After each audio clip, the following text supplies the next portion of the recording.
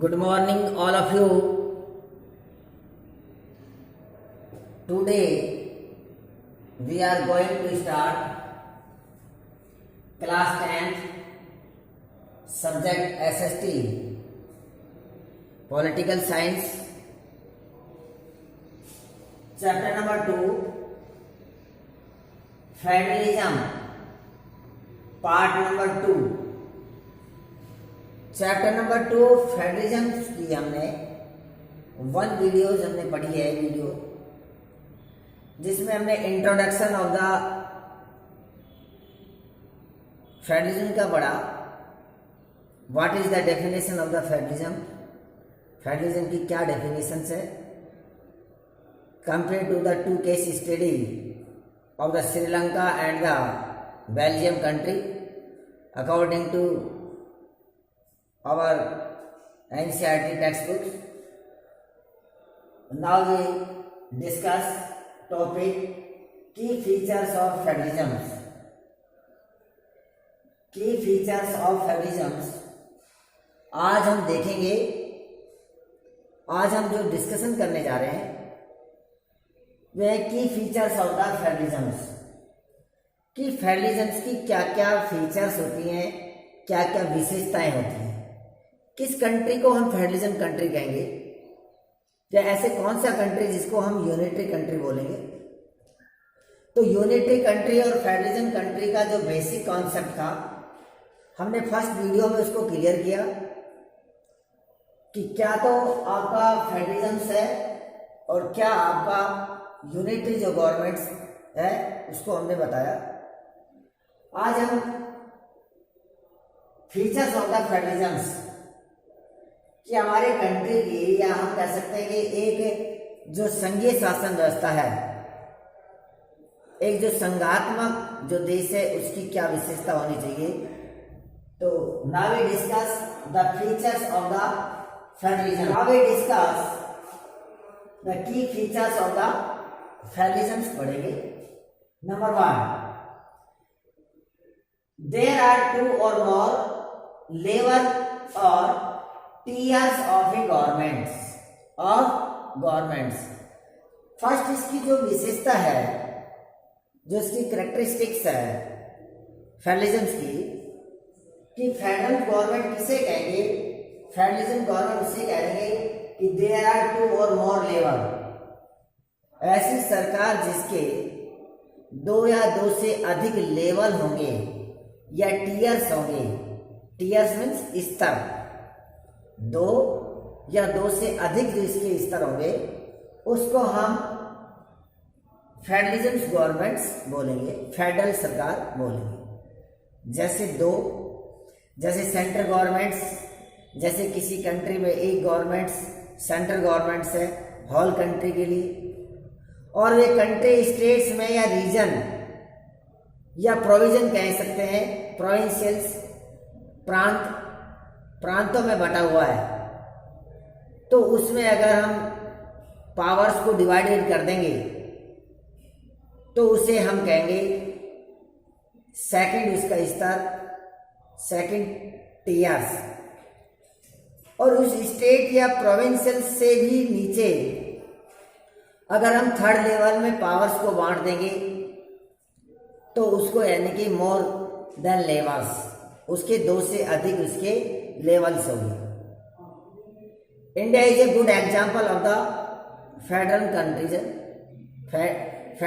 Federal countries, हमारा जो भारत देश है इसका एक बहुत ही अच्छा उदाहरण है फेडरल गवर्नमेंट्स का, जहां हमारे फेडरलिज्म गवर्नमेंट्स है, जैसे एक सेंट्रल गवर्नमेंट है और दूसरी सेंट्रल गवर्नमेंट के बाद स्टेट गवर्नमेंट एंड अलग अलग स्टेट में, जैसे हरियाणा, राजस्थान, पंजाब, गुजरात में अलग अलग गवर्नमेंट्स हैं।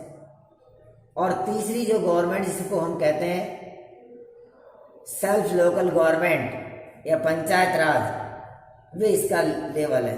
तो ये क्या हो गया, more than 2 or more level tears of government.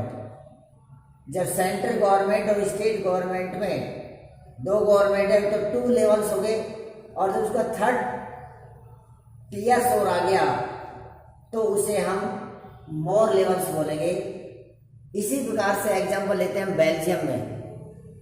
तो बेल्जियम के अंदर बेल्जियम की एक होल कंट्री की गवर्नमेंट थी जिसको जनरल गवर्नमेंट कहा गया। दूसरी रीजनल गवर्नमेंट थी जो स्टेट के लिए बनाया गया था। और थर्ड एक गवर्नमेंट और बनी थी कम्युनिटी गवर्नमेंट। तो वे कम्युनिटी गवर्नमेंट एक उसका थर्ड लेवल था। तो it's means 2 or more than levels or tiers of governments, that is called the federalism governments. Clear? Number 2, different tiers of government have their own jurisdiction regarding legislature, taxation and the administration. Different types of government, अलग अलग जो difference tears of governments, difference levels of governments है there on jurisdiction. Jurisdiction को कहते हैं हम क्षेत्राधिकार। Jurisdiction mean होता है क्षेत्राधिकार, कि किसका किसके ऊपर क्षेत्राधिकार है, अपना राइट्स बनता है, उसे हम कहते हैं क्षेत्राधिकार। तो different level of the governments have their on jurisdiction. अलग अलग लेवल की जो सरकार है उनका अपना स्वयं का एक क्षेत्राधिकार होता है, अपना अधिकार होता है। जैसे सेंट्रल गवर्नमेंट्स है तो वे पूरे होल कंट्री के लिए होती, उसका कुछ उसको सब्जेक्ट्स उसको डिवाइडेड कर दिए जाते हैं जिसके ऊपर वे लॉज मेकिंग करते, कानून का निर्माण करते और उसका इम्प्लीमेशन करते हैं। इसी प्रकार से कुछ राइट्स होते हैं स्टेट गवर्नमेंट्स के ऊपर कि स्टेट गवर्नमेंट अपने स्टेट के लिए एक पॉलिसी बनाती है उस स्टेट को अच्छा चलाने के लिए। तो उनका जो जुरिडिक्शन है, जो डिफरेंट गवर्नमेंट्स का है, उसका जुरिडिक्शन अलग अलग जुरिडिक्शन क्षेत्राधिकार होता है। साथ में उसके जो रिगार्डिंग जैसे लेजिस्लेचर है, उनके कानून बनाने के अधिकार भी अलग अलग है। जैसे सेंट्रल गवर्नमेंट्स ऑफ इंडिया है भारत में, ये पूरे देश के लिए कानून बनाती है।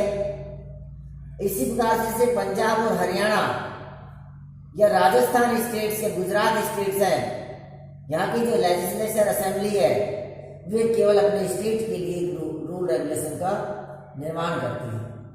तो क्या लेजिस्लेचर और टैक्सेशन जो कर लगाती है, कर एक कंट्री के लिए कर का अलग होता है कि कंट्री अपने होल कंट्री के लिए किस प्रकार से टैक्सेस लगाएगी, और एक स्टेट जो आपका प्रोविंशियल्स है या रीजनल्स है वे अपने क्षेत्र में अलग टैक्सेस लगाएगी और अलग अलग लेवल्स की अपनी अलग अलग एडमिनिस्ट्रेशन प्रशासनिक गतिविधियां होंगी।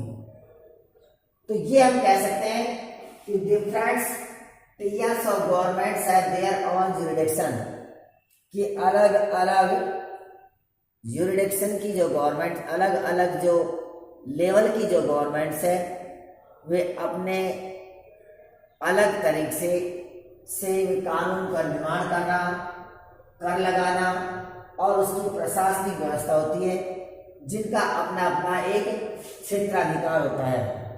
ये नहीं है कि राजस्थान की गवर्नमेंट पंजाब के ऊपर रूल बनाएगी या पंजाब की गवर्नमेंट गुजरात के ऊपर रूल बनाएगी, ऐसा नहीं है, क्योंकि उनकी अपनी अलग जुरिडिक्शंस है। गुजरात की अलग जुरिडिक्शन है और राजस्थान की अलग जुरिडिक्शंस है। वहाँ के जो गुजरात के जो नागरिक हैं, सिटीजन्स हैं, वे गुजरात की गवर्नमेंट का फॉलो करेंगे। राजस्थान के जो सिटीजन्स हैं वे राजस्थान के रूल रेगुलेशन फॉलो करेंगे। लेकिन गुजरात और राजस्थान का जो नागरिक है, जो दोनों स्टेट के जो लोग हैं, वे अपने सेंट्रल गवर्नमेंट ऑफ इंडिया का भी फॉलो करेंगे। Number 3, the existence and the authority of each tiers of government is constitutionally guaranteed. Constitutionally guaranteed, संवैधानिक गारंटी देना, संवैधानिक रूप से गारंटी देना। The assistance and the authority of each tears. कह रहा है कि जो गवर्नमेंट्स का जो टीयर्स है, जो लेवल्स है, चाहे वे थर्ड लेवल हो, सेकंड लेवल हो या सेंट्रल गवर्नमेंट्स का हो, उनका अपना अपना उनको जो राइट्स मिले हुए हैं वे एक संवैधानिक कॉन्स्टिट्यूशनल गारंटी देती है, क्योंकि उनको जो पावर्स मिली है, जो राइट्स मिले हैं वे संवैधानिक राइट्स मिले हैं, इसलिए संविधान की सुरक्षा के लिए गारंटी प्रदान करती है। For the changes in the fundamental provisions of the constitution require the concept of both the level of government. The changes in the fundamental provisions of the constitution, अलग अलग गवर्नमेंट्स जो है, डिफरेंट लेवल्स ऑफ जो governments है उनके अपने अपने अधिकार हैं, अलग अलग क्षेत्र अधिकार है। साथ में जो भी एक उस नागरिकों को जो अधिकार दिए गए हैं उसको एक गवर्नमेंट उसको चेंज नहीं कर सकती। ये नहीं कि किसी नागरिक को जैसे फंडामेंटल प्रदान किए गए इंडियन सिटीजन्स को, तो सेंट्रल गवर्नमेंट उसको चेंज कर सके, लेकिन ऐसा नहीं है, क्योंकि उसको स्टेट गवर्नमेंट्स के बीच से उसको उसके बारे में डिस्कशन करना कंपल्सरी होगा। The changes in the fundamental provisions of the constitution require, जो संविधान के द्वारा संवैधानिक जो अधिकार दिए गए हैं उसमें कोई एक सरकार उन अधिकारों को चेंज नहीं कर सकती, जबकि दूसरी सरकार से सलाह लेना जरूरी है। Concept of both the level of government, दोनों तरह की सरकार आपस में डिस्कस करने के बाद ही ऐसा courts play a key role to interact the constitution and the powers of different levels of government. The Supreme Court plays the role of an empire. Courts play key role to interact the constitutions and their powers of different level. कि जो different level की जो governments है, जैसे whole country की governments, state की governments, state means provincial से कोई एक प्रांत या किसी थर्ड लेवल की जो गवर्नमेंट्स है, उस गवर्नमेंट्स के लिए बताया कि जो कोर्ट्स होते हैं, जो अदालतें होते हैं, अदालतों को उन सरकारों के कार्यों में न्याय कार्य करने का उनको अधिकार होता है। कोर्ट्स को कोई भी किसी भी लेवल की सरकार हो, चाहे केंद्र सरकार हो या राज्य सरकार हो या स्थानीय सरकार हो, तो उसके ऊपर अदालतों को यह अधिकार है कि उसमें अपने interact the constitution and the powers of different, कि संविधान के अनुसार भी शासन व्यवस्था चल रही है नहीं चल रही है, इस प्रकार से उसका चेक कर सकता है, उसको देख सकता है। अगर कोई गवर्नमेंट्स संविधान के अनुसार रूलिंग नहीं कर पा रही है तो उसको बैन कर सकता है, उसको रोक सकता है। Levels of government, the Supreme Court play the role of the an umpire. लेकिन सभी जो निर्णायक है, जो निर्णय है, वे सुप्रीम कोर्ट का सबसे सर्वमान्य निर्णय होगा। सुप्रीम कोर्ट का जो फैसला होगा वे अंतिम फैसला होगा। जैसे एन एम्पायर के रूप में काम करेगा। जैसे क्रिकेट खेलते समय जब दो पार्टियां, दो पारीज में जब क्रिकेट खेलती है, दो टीम, तो उनका निर्णय करने वाला एक एम्पायर होता है, वे सही जजमेंट्स देता है। इसी प्रकार से जो सुप्रीम कोर्ट है, जो सर्वोच्च न्यायालय है, वे चाहे सेंट्रल गवर्नमेंट हो या स्टेट गवर्नमेंट्स हो या लोकल गवर्नमेंट्स हो, उन सभी का जो निर्णायक होगा एक एम्पायर होगा, जो सुप्रीम कोर्ट होगा। इट मीन्स हम कह सकते हैं कि जो अंतिम फैसला होगा वे सुप्रीम कोर्ट का ही मान्य होगा। तो इस प्रकार की व्यवस्था है। Number 6, sources of revenue for each level of governments are clearly mentioned to the ensure its financial autonomy, वित्तीय सहायता, The source of the revenue for each level of governments are clearly mentioned, कि प्रत्येक जो tears है, जो governments का जो प्रत्येक स्तर है, उसका अपना जो रेवेन्यू है, रेवेन्यू मीन्स राजस्व, जिससे इनकम प्राप्त होती है उस स्टेट को, तो उसके रेवेन्यू जो क्षेत्र है वे भी अलग अलग होगा, अलग अलग रेवेन्यू होगा। उसके अंदर मेंशन किया गया है governments are clearly mandated to ensure its financial autonomy, उसकी वित्तीय सहायता प्राप्त है। जैसे सेंट्रल गवर्नमेंट्स को अपने रेवेन्यू का अलग उसको डिपार्टमेंट दिया गया है कि वे किस किस को ऊपर अपने कर लगा सकती है, कहाँ से रेवेन्यू प्राप्त करती है, राजस्व। इसी प्रकार से स्टेट गवर्नमेंट्स है, स्टेट गवर्नमेंट्स के कौन कौन से मद हैं जिससे वे अपने शासन व्यवस्था चलाने के लिए उसके यानी कि आय का साधन बने, एक सोर्स बने। तो इसमें बताया कि sources of the revenue for each level of governments are clearly mentioned, यानी कि क्लियरली उसको निश्चित किए गए हैं कि किसके ऊपर कौन सी गवर्नमेंट्स उसके ऊपर रूल रेगुलेशन बनाएगी और कौन से उसके यानी कि रेवेन्यू कहाँ से प्राप्त करेंगे। तो इस प्रकार से हर गवर्नमेंट्स को अपना अपना राइट्स है। जैसे मान लीजिए कोई एक रूरल एरिया है और रूरल एरिया के अंदर जो प्लांटेशन है, नेशनल प्लांटेशन है, या हम कह सकते हैं कि वहाँ की जो लैंड है वहाँ उसको वन अधिकार उस पंचायत गवर्नमेंट्स का होगा। एक स्टेट की बाउंड्री में आने वाले जितने भी जैसे खनन कार्य जो है, माइनिंग से, उस स्टेट गवर्नमेंट्स का उसका अंडरटेकिंग हुआ। तो इस प्रकार से अलग अलग गवर्नमेंट्स हैं, लेवल्स हैं, अपने रेवेन्यू के अलग अलग उसको मेंशन किया गया, इंश्योर किया गया। 7, the federal system has dual objects. Dual objects माने दोहरा उद्देश्य। जो हमारी फेडरलिज्म है, फेडरल जो गवर्नमेंट्स है जिसको हम संघीय सरकार कहते हैं, इसका दोहरा उद्देश्य है। इस गवर्नमेंट से क्या है, दोहरा उद्देश्य है। The federal system has dual objects.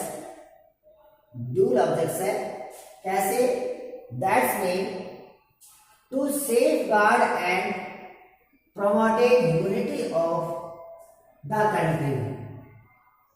हमारी जो फेडरल जो गवर्नमेंट्स है, जो फेडरलिज्म गवर्नमेंट्स है, उस फेडरलिज्म गवर्नमेंट्स के ड्यूल ऑब्जेक्टिव्स है, दोहरे उद्देश्य है। कौन से दोहरे उद्देश्य है?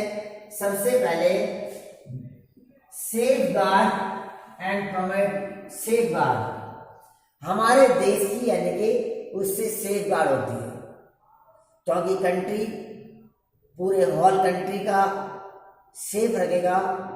उसके बाद जो स्टेट है, स्टेट अपने स्टेट का जो सीएम है तो वे अपने कंट्री, अपने स्टेट की, अपने प्रांत की सुरक्षा रखेगा।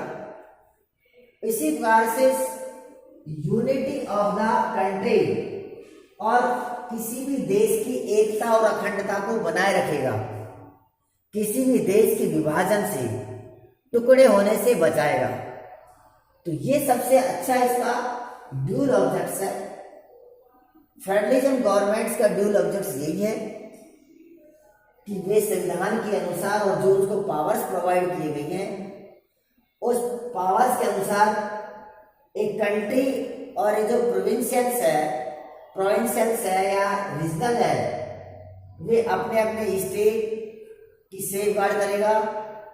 सेंट्रल गवर्नमेंट या जनरल गवर्नमेंट पूरे कंट्री की करेगा और साथ में उससे देश की अखंडता बनी रहेगी और देश के टुकड़े होने से बचेगा। सबसे इंपॉर्टेंट इसके फीचर्स हैं। Next 8 number, at the same time it accommodates regional diversity and ideal federal system of government must have mutual trust and agreement to live together।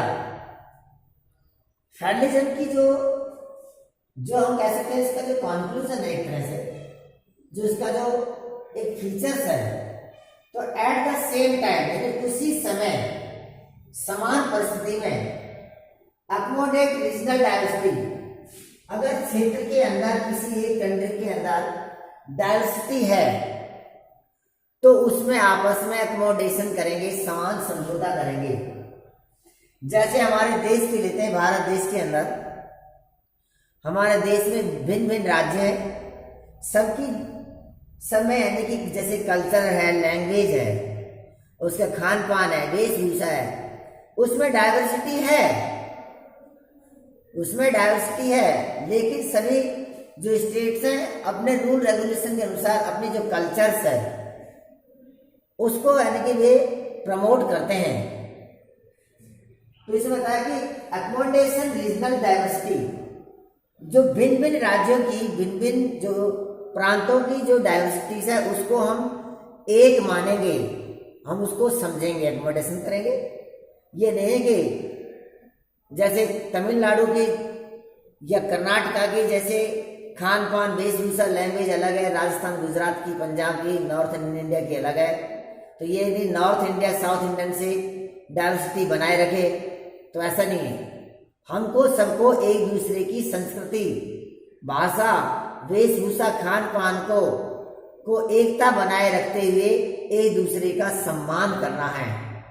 तो क्या कह रहा है, अकोमोडेशन रीजनल डाइवर्सिटी, जो हमें क्षेत्रीय जो विभिन्नता है उसको, एकता को बनाए रखना है। एंड आइडियल फेडरल सिस्टम, और एक आदर्श संघीय शासन की व्यवस्था करना।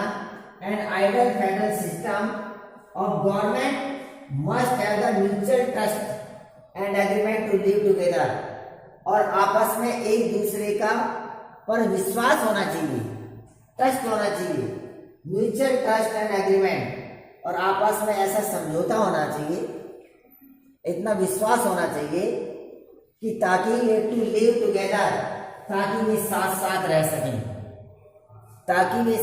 रह सकें, नहीं आपस में यानी आंतरिक भाव में एक दूसरे से विश्वास परिपक्व होना चाहिए। जैसे हमारा भारत देश इसके लिए बहुत महान देश है, बहुत अच्छा हमारे कंट्री में ऐसा है कि हमारा भारत देश एक विशाल देश है और डाइवर्सिटी है। Northern India, southern India, eastern India, western India अगर देखते हैं तो डाइवर्सिटी है, लेकिन हमें अकोमोडेशन है, समझदारी है, एक दूसरे में म्यूचुअल ट्रस्ट है और एग्रीमेंट टू लिव टुगेदर, और हम साथ साथ रहें, क्योंकि जो हमारी सेंट्रल गवर्नमेंट ऑफ इंडिया है हम उसके रूल रेगुलेशन का फॉलो तो कर रहे हैं, साथ में जो अपने अपने स्टेट्स गवर्नमेंट्स हैं, जो एक प्रांतों की जो सरकार है उसके भी रूल रेगुलेशन का फॉलो कर रहे हैं। तो आज के वीडियो में ये था हमारा की फीचर्स ऑफ द फेडरलिज्म, कि एक फेडरलिज्म गवर्नमेंट्स की क्या क्या विशेषताएं होनी चाहिए, हम किसे फेडरलिज्म कंट्री या किसे फेडरल गवर्नमेंट्स बोलेंगे। तो अगर ये सभी फीचर्स किसी कंट्री में, किसी गवर्नमेंट्स में मिलती हैं that is called the federal या फेडरलिज्म गवर्नमेंट, हम उसे संघात्मक या संघीय सरकार को जानेंगे। आपको ये वीडियो कैसी लगी? अगर ये वीडियो आपको अच्छी लगी आप इसको लाइक करना, शेयर करना, और कोई प्रॉब्लम हो तो आप मुझे मैसेज और कमेंट्स करना, आपकी हर प्रॉब्लम का सॉल्यूशन किया जाएगा। एनडी गंगा स्कूल सतीश कुमार के चैनल को सब्सक्राइब करना। Okay, thank you.